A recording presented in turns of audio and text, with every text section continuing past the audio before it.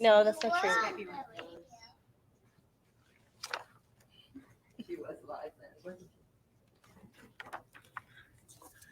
Hello and welcome to Changing the World with Children's Literature. Remember, everybody out there, you can support the festival online by becoming a member and through the silent auction at wordvancouver.com. Thank you for being here this morning and joining us in the lands of the Musqueam, Squamish, and Tsleil-Waututh people. Since this is unceded territory, that makes them the major sponsors of this event. I'd also like to thank the festival's donors and sponsors for making this happen.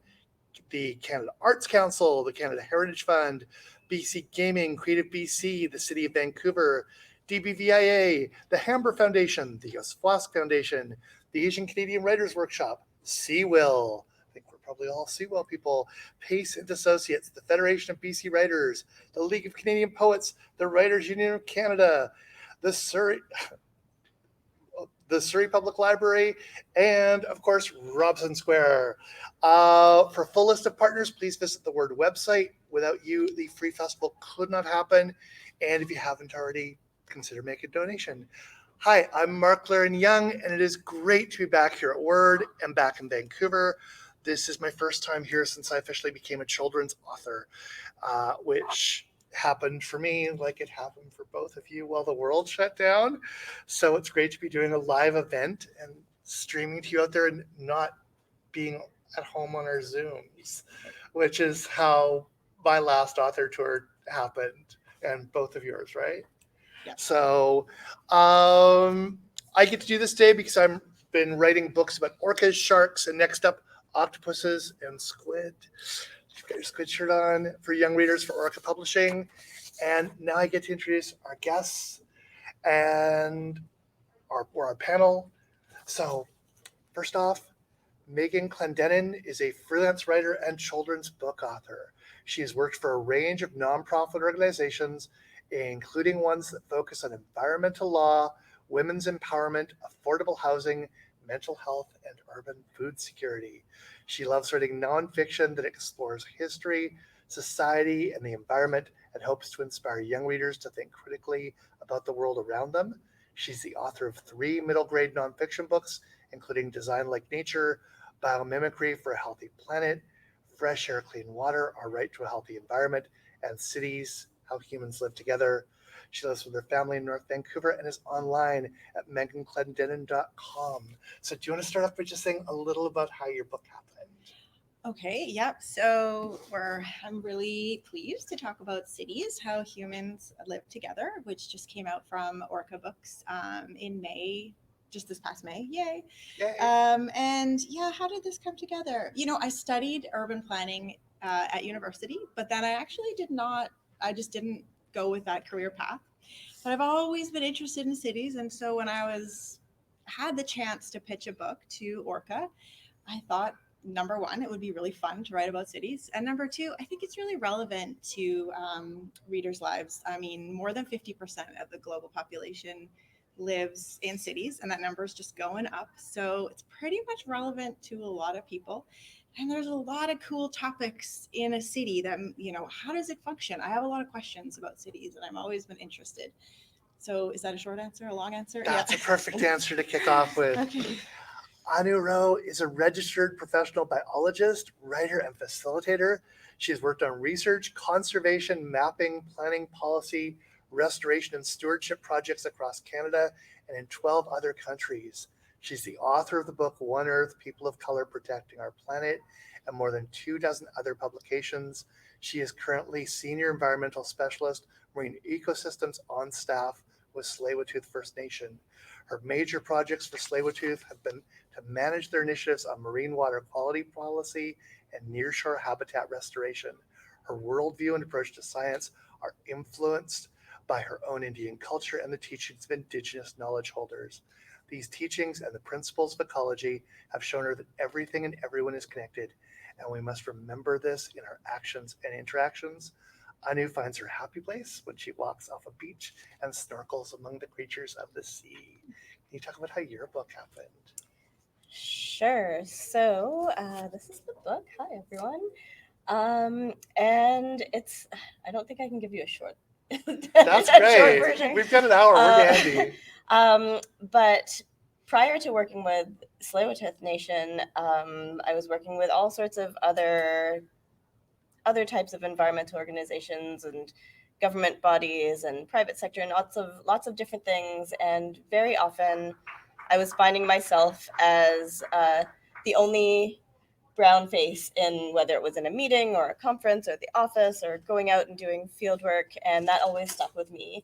And I knew I wanted to write a book about something, and I was thinking, what would be the thing that I could do? What do I uniquely have to share with the world? And then that came together. I put together what I thought was a not very good grant proposal for the Access Copyright Foundation. Thank you, Access Copyright.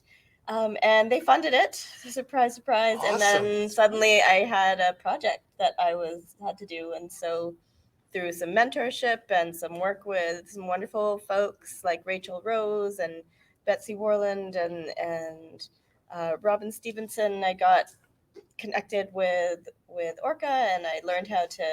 Prior to that, I learned how to write a book pitch and pulled it all together. Realized that what I was trying to do was write a story or many stories of inspiration, showcasing different people of color who are environmental defenders, and that the kind of thing that I was looking for was suitable for a middle grade um, readership.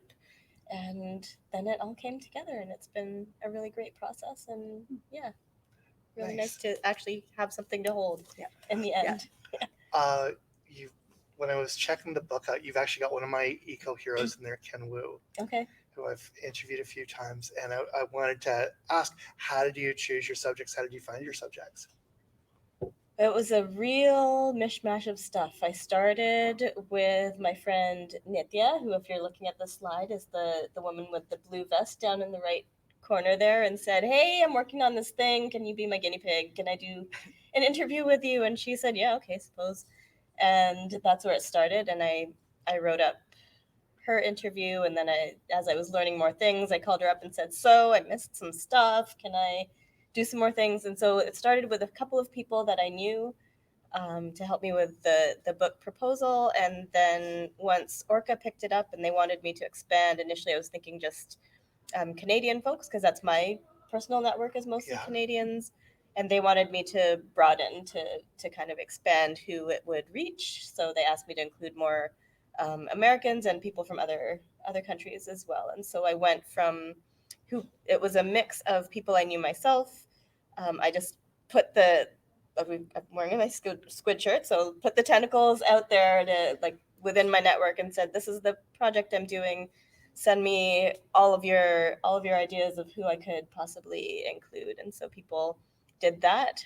So some of it was friends of friends or acquaintances of acquaintances, and others were complete cold calls where I did a whole bunch of Googling and just looked people up. And and whenever I contacted someone, I told them exactly what I was doing, who I was, why I was doing it, what my process would be, so that they could make their decisions up front. And yeah, in the end, it was a combination of who I found, who was interested, who altogether made a good balance of ethnicity, geographical area, age, uh, their pathway to the environment. So it's not all biologists. It's a whole mix of people coming from different lines of work or different roads to getting to where they got to.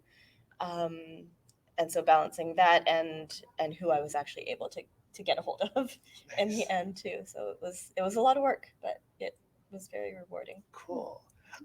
This is a question for both of you, because this is what I struggled with when I first started writing for this age group. How did you decide what was going to be appropriate for the age group? How did you dive in and go, this is what, this is what middle school needs to know about cities. Mhm. This is what middle school, these are the right people to interview, right topics. I didn't actually think about limiting the information, like the topics, but what I did think about is how to present it. So, for me, presenting it in an engaging and accessible way was the most important thing, and a way that would inspire them to, curiosity, some wonder, some interest to learn more. So how do you make it accessible and engaging, right? I try to use storytelling where possible.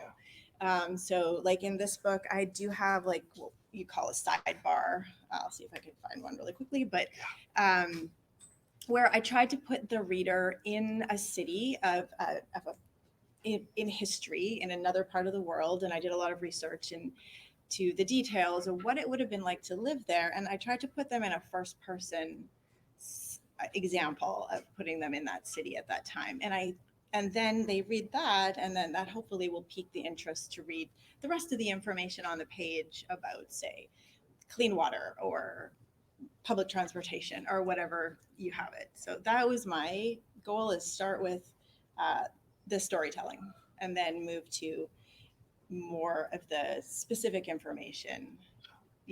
Since you've got the book Yeah. open, Yeah. can you talk a little bit about the illustrations, because they're so much fun? Oh yeah, I love the illustration. So this it is illustrated by Suharu Ogawa, and she was wonderful. And she illustrated quite a few of the page. I mean, she did all the illustrations. So it's a mix of photos and illustrations. But what she did, which was really cool in my perspective, so if you look through the illustrations, like she's left like what I would call like Easter eggs. And she's got little stories within stories, which I had no part of whatsoever. That was entirely her. And I thought it was amazing, actually. So, like in the back, she's got like animals, and she's got people going to the market. And I mean, she had a vision of what some of these cities would look like. And she implemented hers visually, which was such a cool connection. And I think that, like, when I was a kid, this is a book I would have liked. Yeah. And that's why I wanted to do it partially, right? And then she added to that in just like this most amazing way. Like, I'm not a visual person, but she was able to bring a whole other layer for kids who might just want to see visually what the city is like, right? It's just so playful and so much fun. Yeah, it's so much fun. So yeah. Very cool. And what about you? How did you select the topics?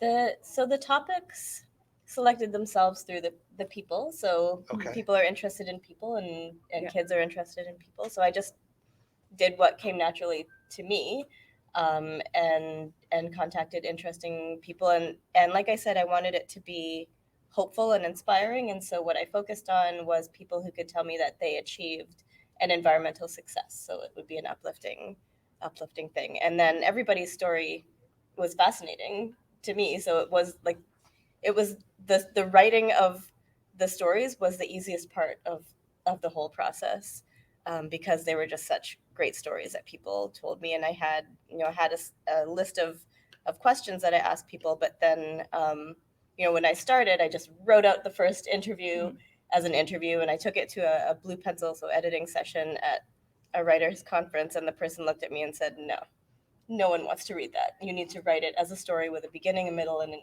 end. So then I went back and I did that, and I redid that, and realized that, I'd have to go through and do a second interview to fill in some of those holes. But when I did that, and then after Orca picked it up, I sent them a few examples, and I thought when it went through the first edit that they would come back and say, well, no, you have to change this language and that language and whatever. But they had almost no changes to the actual language of it, that they trusted, and I think I trusted too. I just wrote it as I would like to read a story and as I like to write a story, and they had faith in young readers to be able to understand complex topics.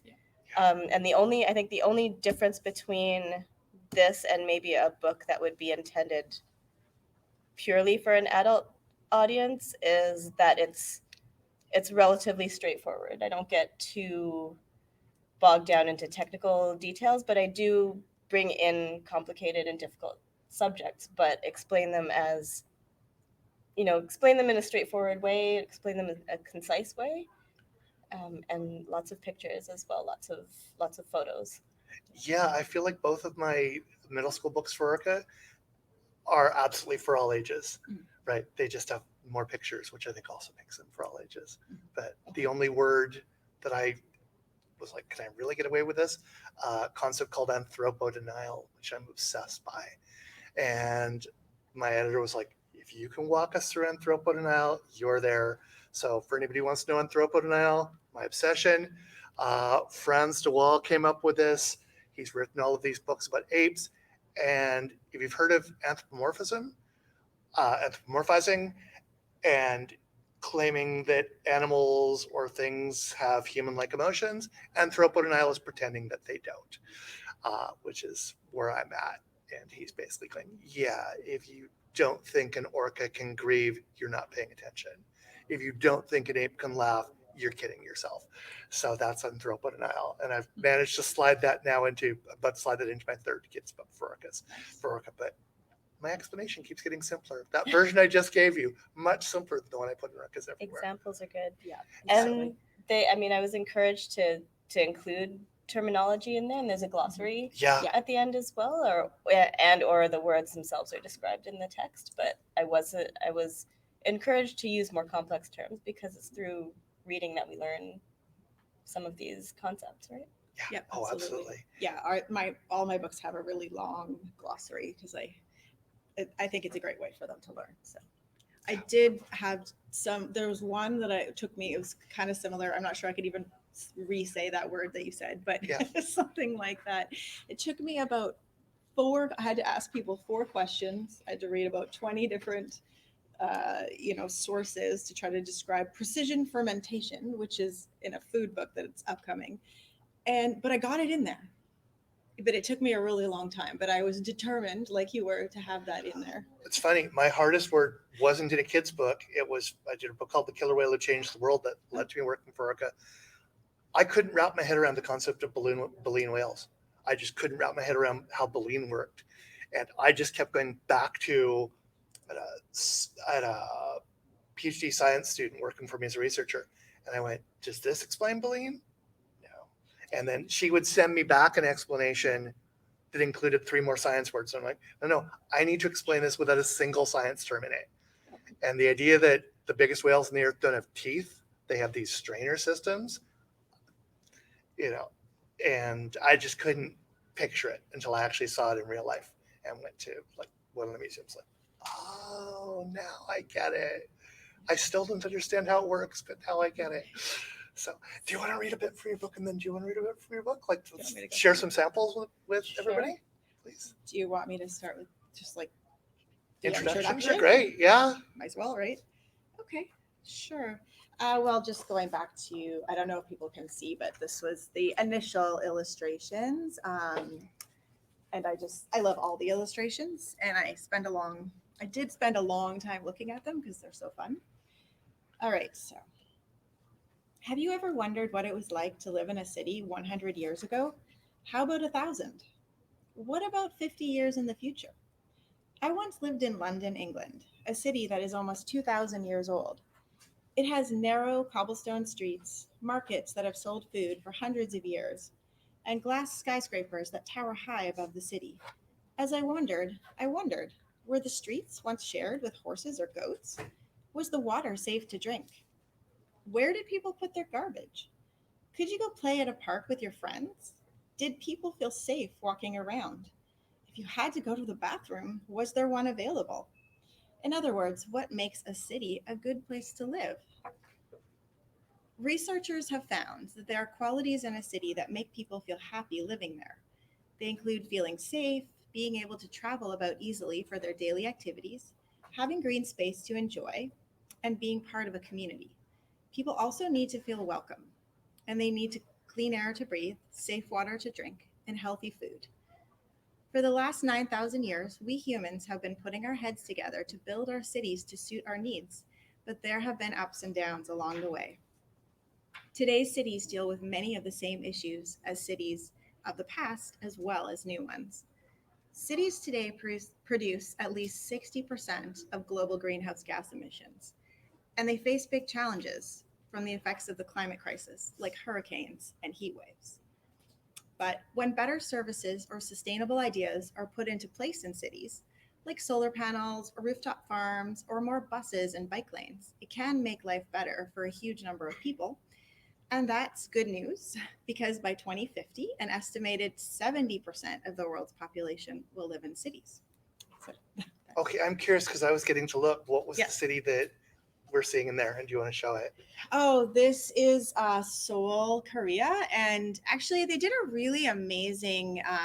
So there's this stream that was covered up by I think a highway, and it goes straight through Seoul, and it was kind of not a nice part of the city. So they spent a lot of money and time, and they redeveloped this whole area with so this stream came back to life, and it became one of the most popular areas of Seoul. And it also, I mean, there was environmental impact as well because um, it helped to better the air quality, and there was like some temperature reduction as well because of the green space and the water. So there's a huge amount of benefit, and you can see people are enjoying the space, which is also a really great aspect. Yeah. Very cool. Thank you. So Megan read from her introduction, so I'll read my introduction as well Very nice. to match. All right. Who is an environmental defender? What do they look like? Maybe like you, maybe like me. I've worked and volunteered in the environmental field since the 1990s, but I've often felt like the odd one out. Only one other person in my family has gone into this line of work, and she's since left it. She's gone into something different, so I'm the only one now. And at work, I've usually been the only one with a brown face until I started working for Sloat. It makes me feel a bit weird. I don't have the same traditions or listen to the same kind of music as my colleagues. I celebrate different holidays. I was born in Canada, but my mother tongue isn't English, and no one can pronounce my name, except for these two who have been practicing. My ancestors fled environmental crisis in the north of India more than 2,000 years ago, and religious persecution in Goa 500 years ago. My grandfather was a freedom fighter against a colonial system imposed on India. That history shapes me and makes me different from most of the people I have worked with. I can move fluidly between both worlds, family and work, but I end up hiding a bit of my true self from almost everyone.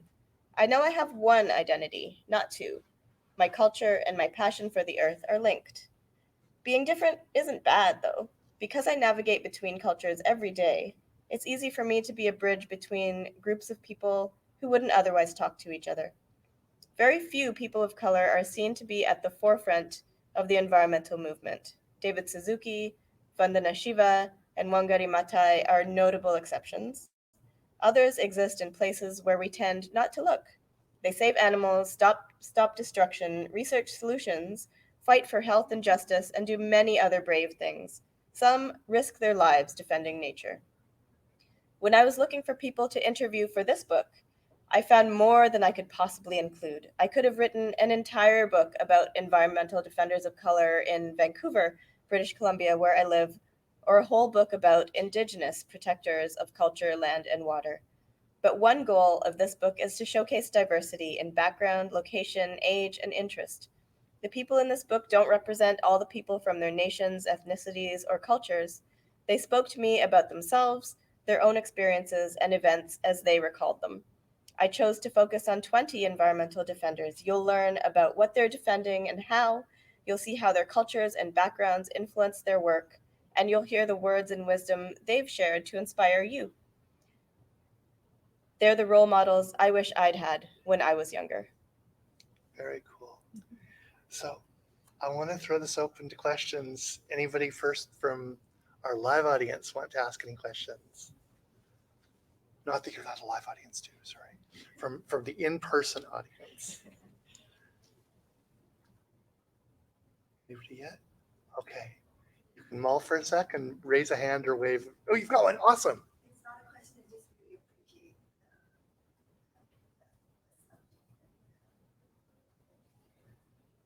Awesome. Thank you. I've been told to repeat everything that comes from it. So just appreciation for the subject and these two wonderful writers. So anything from out there yet? We're waiting. Okay. We got quite a few viewers, so. Well, the invitation is now out to you, viewers. Is our wonderful technician here will be able to wave to me and let me know if you zap any questions. So my question for you, was there anything in particular that surprised you when you were doing your research? Like what popped out for you that you didn't expect? And this is for both of you. Like just that you found something that you're just like, yeah, I didn't see that coming. Um, I don't know if it's exactly an answer to your question, Okay. but one thing that I do find interesting, and maybe some people would find a bit surprising about thinking about cities, is they are a cause of a huge amount of greenhouse gas emissions. But I guess the flip side of that is it's also an opportunity because they're a concentrated mass of people and resources. When you can make some sustainable changes, it actually has a large impact. So I guess like sometimes when you think about the city, you think of it as a large, polluting, massive things, and then you think of the country as less so. But when you concentrate resources, it can be more efficient. So I guess that is one thing I didn't necessarily think of beforehand, but now I do, even though it does make sense, obviously. So, Were there particular cities that you thought they're doing it right? well, I mean, you think about a city like, for example, New York is on a very small amount of land, right? Yeah.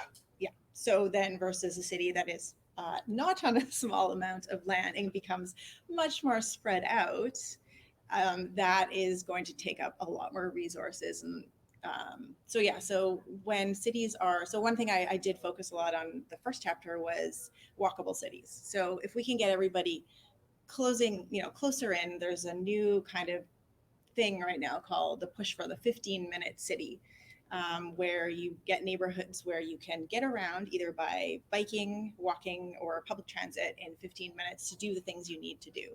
And if that kind of design, which obviously is not going to happen overnight, but if that is something that is moving forward as a design process, I think that's a positive step. So, yeah. Very cool. Thanks. What surprised you? What? The surprising thing, so I have a whole bunch of awesomeness moments from while I was writing the book, but I think the thing that surprised me the most was getting the response from the publisher, getting a positive response from the publisher. So this is more into the like process side of the conversation maybe, but yeah, everything that I had been told was publishers aren't publishing things. It's really hard. It'll take you years. It's really this and that, and like just be prepared for rejection and rejection and rejection. And maybe in some number of years you'll get it. And I think it was my second pitch that I put in that was to Orca, and they responded with, "We're interested. Let's have a conversation." And I had to just stop and like look at my email like upside down and right side up and see if I was reading the right thing, and yeah, from there it was a fantastic process. So that was the biggest surprise of the whole thing, I'd say. Well, it's funny. I feel like it's both a coincidence and it isn't that all three of us are with Orca, Yeah. because this is, Kidslit that makes a difference really does seem to be very much their brand, right? Go Orca. Go Yeah. Orca. Exactly. Yes, please. I have a couple of questions. Sure. First, you spoke about publishing, right? So, at what stage is it okay to go to? Is it suggestible to go to a publisher, just make a page? At what stage of your book? Okay, Yeah. we've got to That's a good question. just repeating that for the people on screen. At what stage do you take your project to a publisher? When do you know it's ready to take to a publisher? So I have a sample size of one, so I can give you my experience. But nonfiction is different from fiction. So with nonfiction, you're not, and correct me if your experience is different, but with nonfiction, you don't write the whole thing and take it to the publisher. You write something so that you have something to talk about, and then you write a pretty detailed proposal, and you write a very concise yet detailed pitch letter, and then you tailor it to the publishers that are looking based on what they're looking for. So you have to do a lot of research as part of that into what you're doing, why you're the best person, what's your marketing plan, what are similar books, how have they done, how are they, how is your book geared towards a certain audience. So there's a lot of background that's in addition to the actual writing of the thing. And when you feel like you've got that package prepared, and you've done your research on publishers that publish the kind of things that you're interested in working on, then you're in the realm of ready, I think. But Yeah, I mean, I think you've said it. You've said it in a very nice, detailed way. I guess just the one thing I would add is, yeah, as part of the proposal, like if it's nonfiction, you would write, say, chapter summaries, and then you'd probably do a, a chapter of like a sample chapter. So that really helps you know if you're ready, because if you can write a sample chapter, you know, you're on your way. Probably you've done a lot of research. So That makes a lot of sense. Yeah. Thank you. Yeah. Second Oh, question was- sorry. I was going to throw in on this as well with a nonfiction book proposal. Uh, these were ones for adults because I ended up at Orca sort of a different way. My nonfiction book proposals were about 20 pages with a sample chapter. So as you were saying, Orca came about a different way, which was I wrote the book The Killer Whaler Changed the World, and somebody from Orca went, would you consider translating this for kids? And I said, I think the story's too depressing for kids. Can I write about orcas? And then I ended up writing, I didn't have to do a sample chapter because they had a sample book, but I did do a full breakdown going this. And again, even with Orca, all three of us have written for different book series. So mine is an Orca Wild. What's yours? This is called Timeline. Yeah. Mine's a So- standalone. Yours is a standalone. The rare So, standalone. like Orca does these different, like, and most publishers do these different streams. Yeah. So mine was, I think, the first Orca Wild or one of the first two. So it was like figuring out what the format was. But once the format exists, everybody's going, oh, they're built like this. So it's studying that as well. It's getting a sense of that. So I could just add to that too, is sometimes also if your book, I mean, sometimes I think people come up with great new ideas and they will actually create new series. yeah, You know, like I think these timeline books have recently started. This is only the second or third of them. So they get a couple of proposals in and then they'll say, hey, we should do a history series, you know. And so sometimes the people, whoever is submitting actually helps them develop a new series. So yeah. We have multiple writers in that series. Sorry. We would have multiple writers in that series. Yes, exactly. Yeah. So I think it depends. It's kind of a bit of a conversation about who's submitting and what they're developing, as well as, of course, then you could also study the current series, like Mark was saying. and that applies at all publishers. Like I've Yeah. worked with multiple publishers and they all kind of have their own different things going on. So just study the publishers, makes them very happy when you know their work when That's you come true. in. So what's your question? Just the second question was, what comes first? Your theme or idea, or the age group or the audience? What comes first? Oh, wow. And also, does it change through the process? So the question, do you want to Do you want to reiterate? repeat Yeah. Oh, sorry. Yeah. Yes. What comes first, the age group or the audience? Idea of the Or the idea of the book of, Probably depends on yeah. the person, I think. Yeah. Yeah, I think each person will have their own process and their own Yeah. fate, I guess, for how things end up with where they are. Yeah, I don't think there's a right answer on that. I think it could be any of those things. I don't know. For Depends. me, I switch genres and mediums a lot. Like I write books, plays, movies, different things. And it's always, I've got a story I need to tell, and then I figure out what it wants to be when it grows up, right? Like I'll come up with an idea and go, I think that's a movie. With The Killer Whale That Changed the World, I originally thought it was a movie, and nobody officially wanted it as a movie, so it became a radio documentary. The radio documentary led to the book. But it was just a great story I was hooked on telling. So I Yes, started with oh, one sorry. sentence. A Nice. one sentence idea of what, I don't even know if it was a complete sentence even of Well, what I was doing. And then, you could have yeah, done yours as a documentary too, right? If that was, if that was something I knew anything about. Yeah. But I didn't know anything about writing books either too, so. cool. Yes, please. No. Can you talk a little bit more about how you deal with some of the subject? Was it about the dying killer whale for children? Because some of them seem like it's a very heavy topic, but I have a view that it still need to be addressed, like, or talk about with kids.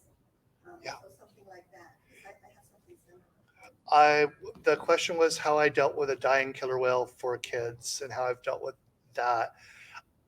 It was really interesting doing Orcas Everywhere for Orca, which was my first book for them, because so much of it was about orcas in captivity and stories of orcas dying. And it was just kind of going, how do I handle this with care? And I mean, the biggest story that was happening at the time I was writing it was Tahlequah, the orca who carried her dead daughter for 17 days.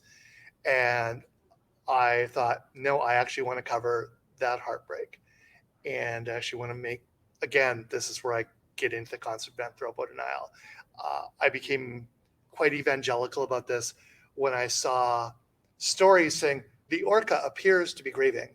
I'm like, no, I've seen humans appear to be grieving. The orca is grieving. And I just, on my end, I just leaned into that.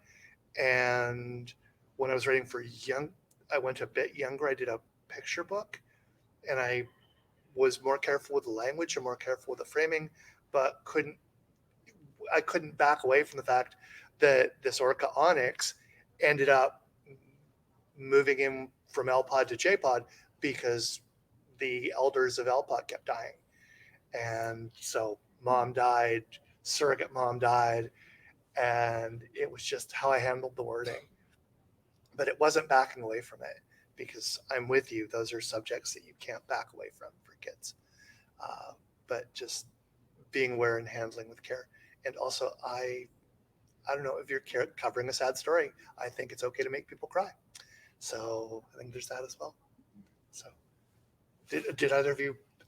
Don't know if that hit any of your books. Like, did you hit anything super depressing in cities or in your interviews? I think because for mine, I mean, there are definitely depressing things. I mean, that's why we have environmental defenders. Yes. It'd be great if we're all out of a job eventually because everything's been fixed. But because I think for me it was more the framing, and I framed everything in terms of somebody on a path to achieving a success around the problems that they were seeing. So they did something that achieved something. So you talk about and this is what I do for my work too, is you identify the problems and then you work on finding solutions to them rather than only honing in on the problems. And so I think that's what kind of, you introduce the problem, but then you bring it to a successful way that the individuals have worked on or addressed or helped around this problem. That made me think, yeah, it was leaning into the hope and leaning into the positive. It was leaning into, yes, this sad thing happened. What is it? What can this sad thing lead us to? Right. I think that was, and you had a question as well, please. Yeah, this is a question for Anu. I'm interested in kind of differences in worldview you came across in the interviewing people from. Oh, great question. Differences in worldview. So the question was sorry. well, I'll say You can take it. Author Anne Erickson in the audience, who also has published with Orca and others, has asked what I found in terms of differences in worldview between people. Not much. I mean, people had different backgrounds and different, there's some people have spoken about how there's the differences of diet.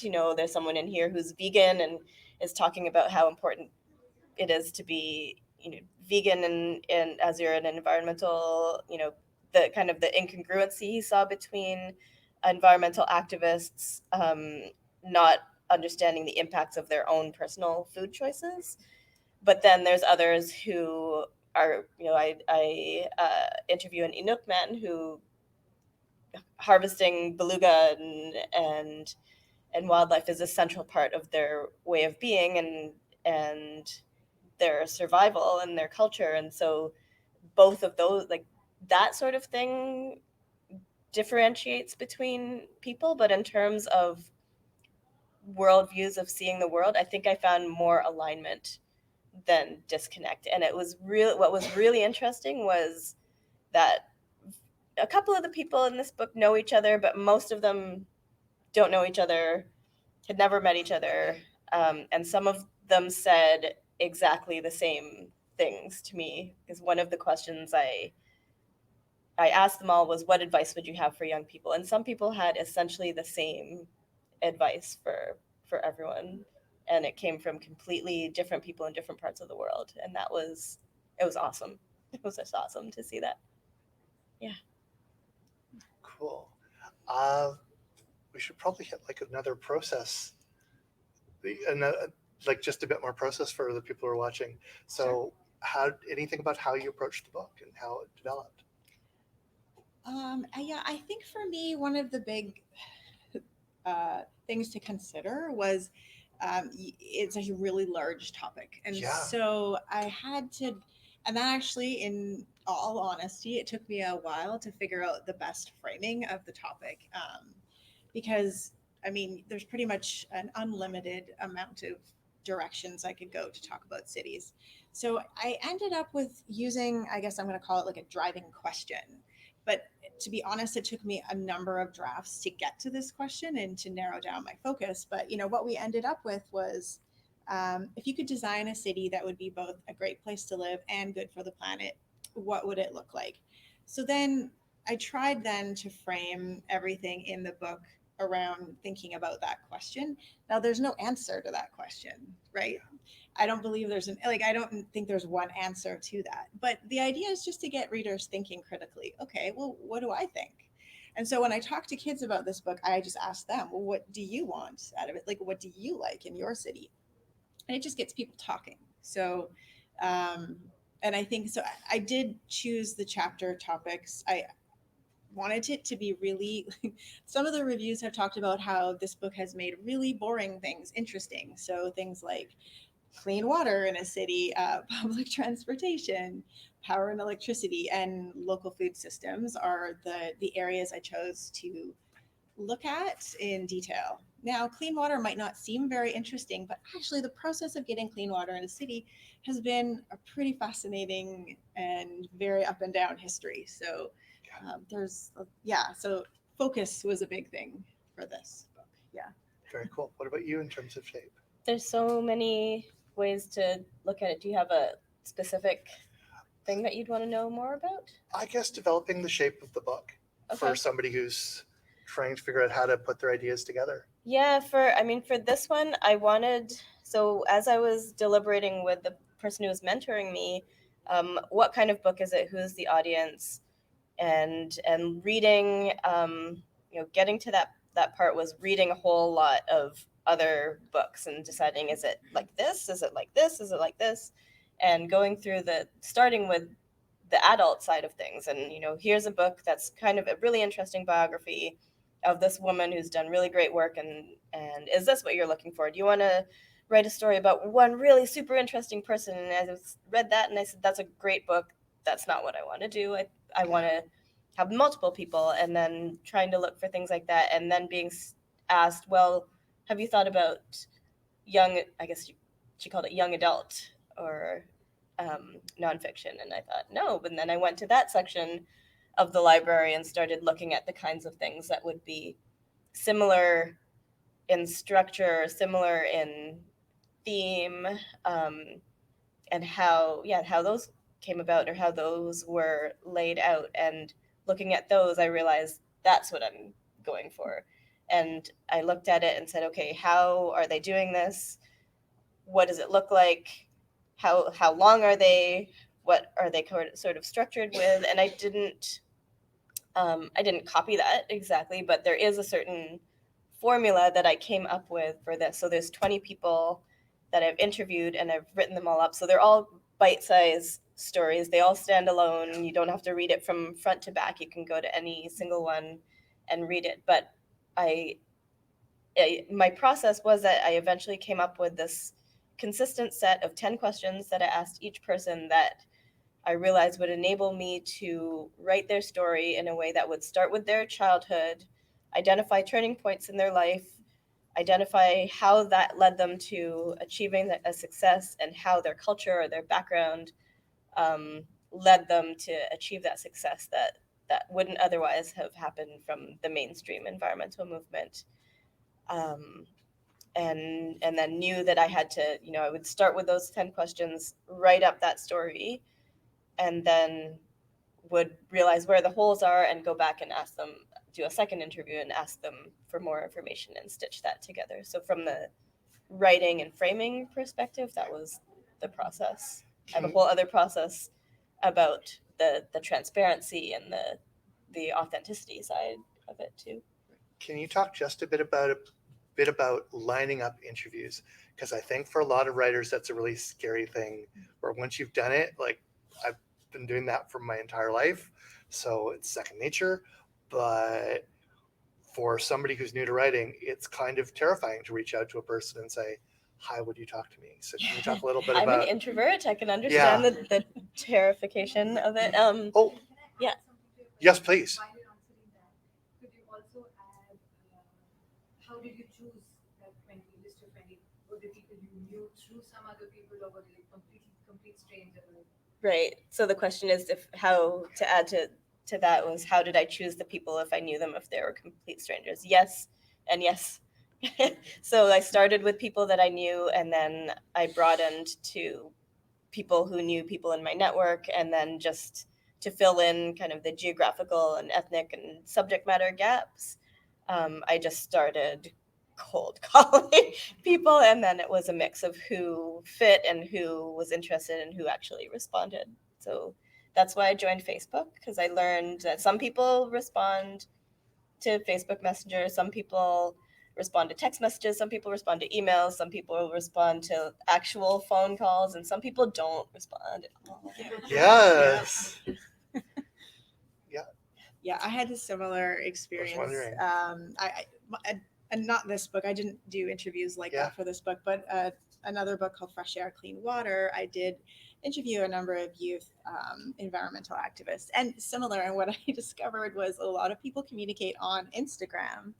And so I had to join Instagram and do that. And that was not my norm, I have to admit. So I just had to learn. And that's how I actually was able to get in contact with a number of people through that way. But a lot of people, like you say, just don't respond. And I don't think it's anything personal. You just got to throw yourself out there and know that the worst case is silence. And that's okay. And I did Oh. LinkedIn for that reason. It was like there were okay, people yeah. you can get through LinkedIn. Really? Right. Okay. Yeah. And there's some people that I could only ever have a conversation, like Lucasy, who's the Inuk man. We had to be in person having breakfast for me to to be able to get a hold of him. We were at a conference together. So yeah, but I can also add to your question of Yeah. how to do the interview. I started with having my spiel pre-prepared of this is who I am, this is what I'm doing, this is why I'm doing it, this is what I'm going to do with it, this is my process, this is what I'll report back to you, and this is what our relationship is going to be like. And it took a while to figure that out after doing this with a couple of people that I knew better. And I could just tell them right up front exactly what I was doing and what they could expect from it. And part of that too was that I made a commitment to them to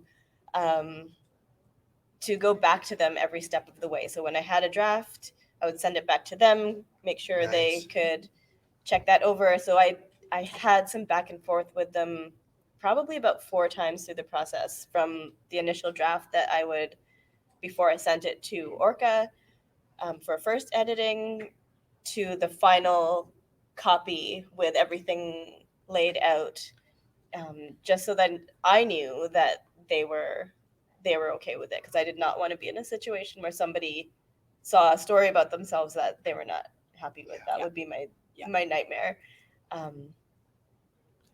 Yeah, it was a lot of back and forth and persistence and nagging. Persistence is a good word. And I think if I could just add one Yes, thing, please. because I think, so I didn't do interviews for this, but I did have, I think, 6 different university profs of different types of urban planning qualifications take a look at different parts of it. To get those 6 people, I probably had to reach out to 30, to get responses, and people's schedule that it worked. And so there is that's when you're writing nonfiction, that's a really important part of the process that I guess that was one thing that surprised me when I very first doing that, of how much time I would spend doing that type of The fact checking.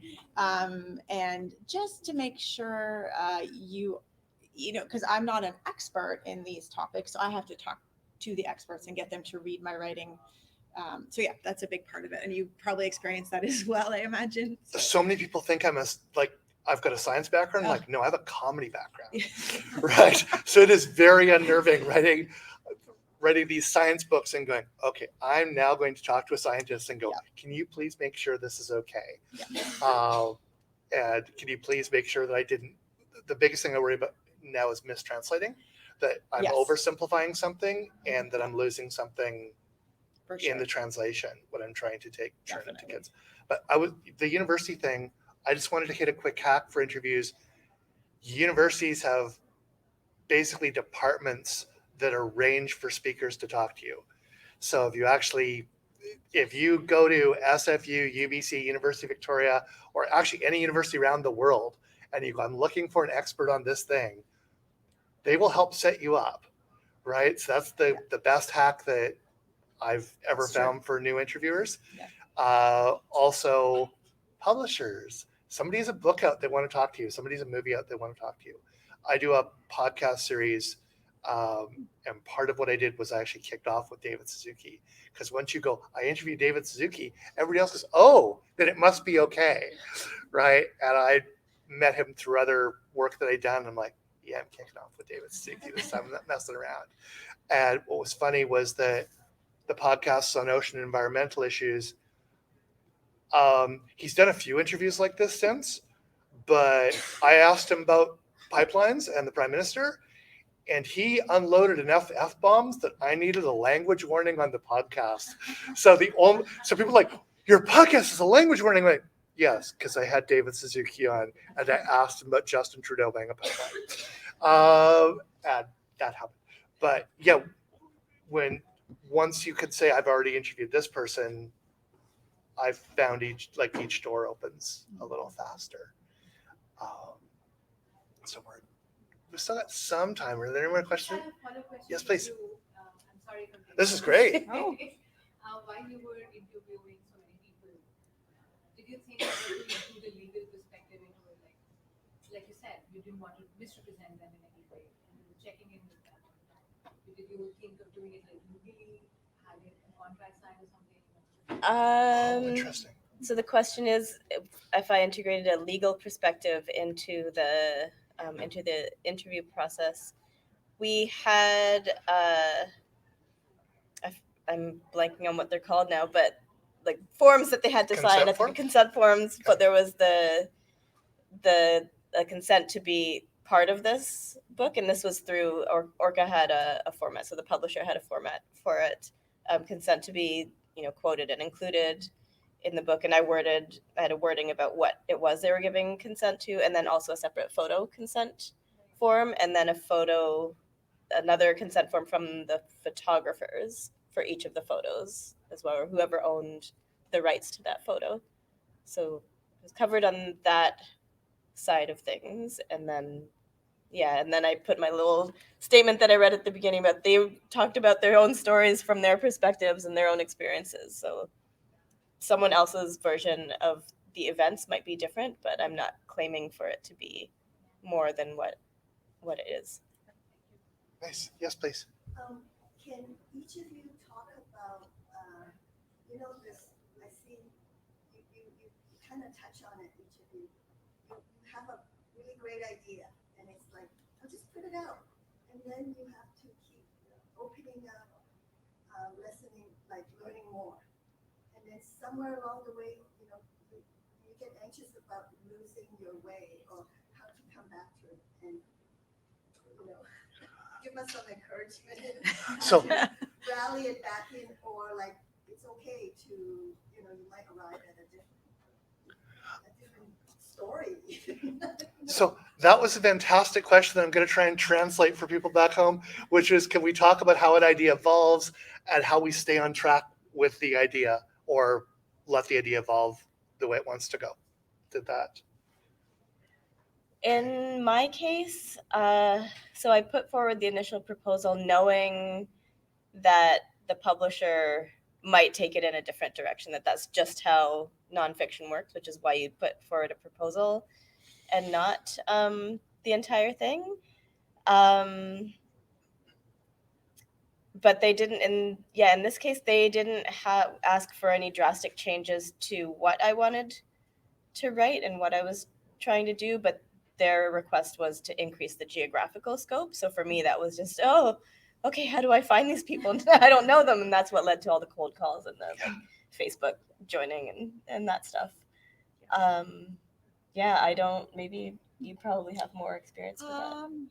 Yeah, I mean, definitely, I think it's easy for, especially when you get into a research rabbit hole, to end up with too much information and find yourself getting a little off track. So I've employed a few strategies on that where for me, I find getting it off the computer screen and putting it into a different format. So I literally will print it out and I make myself a book out of, I mean, I get my scissors, the glue, and I actually make a, like what they call it, a dummy. I don't know why they call it a dummy, but anyways, and so I did this for this book because I was feeling a little bit big. Like I was saying, this topic is really big. And so I ended up making, and I cut things out and I glued stuff around. And then I realized, no, that doesn't work there. And then I was able to see it in a new light. And sometimes sometimes I find I do better work if I just change rooms in my house sometimes, just a little bit of change of scenery. And looking, if you can find a way to look at it in a new light, that helps me. But I mean, everybody has their own process too. I think that's part of it, is just finding a process that works for you. Yeah. I think I can add a little bit to that, and I can't think of a good example right now, but I think there were a couple of times where I may have been asked to change this way or change something that way, and I did push back and say that's not what I'm trying to do here, and I can't actually say that because that doesn't feel right with me. Good point. It's funny. I'm going to two different things in my head. One isn't a kid's book. The Killer Whale Who Changed the World. When I first wrote that, I delivered a first draft that I was prouder of than anything I'd ever written in my life.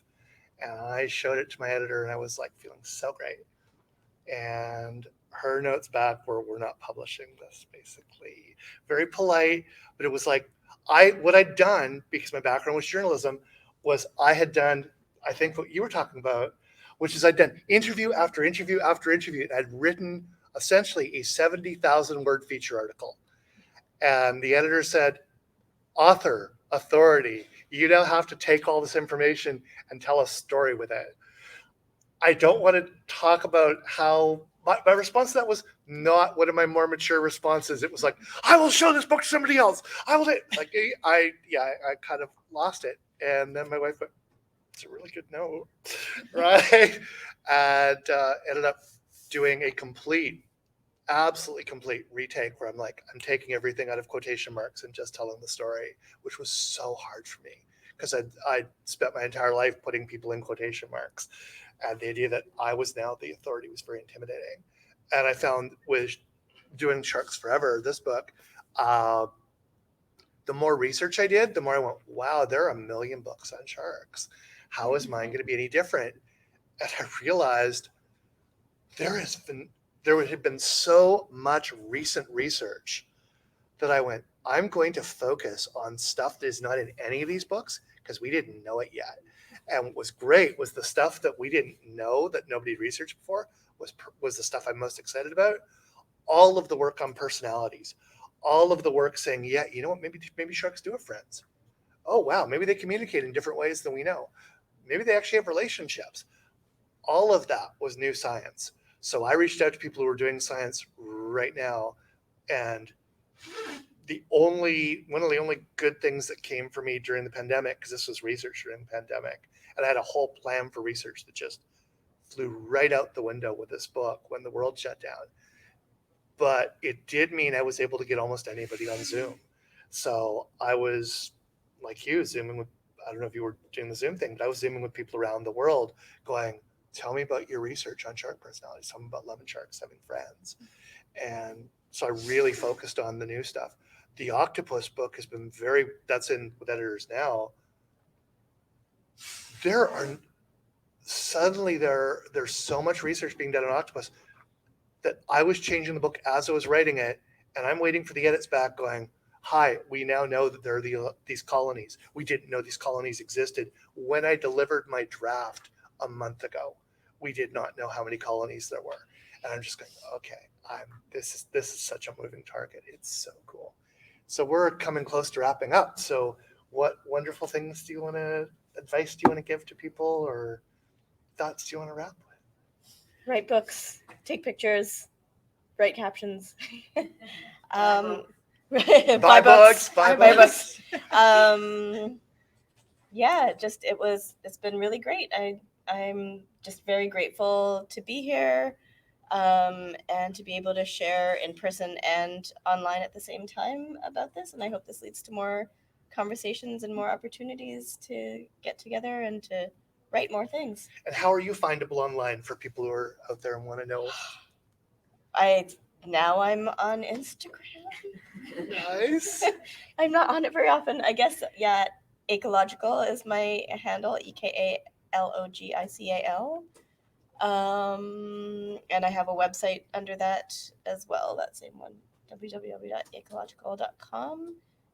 You can find the book from your local independent bookseller.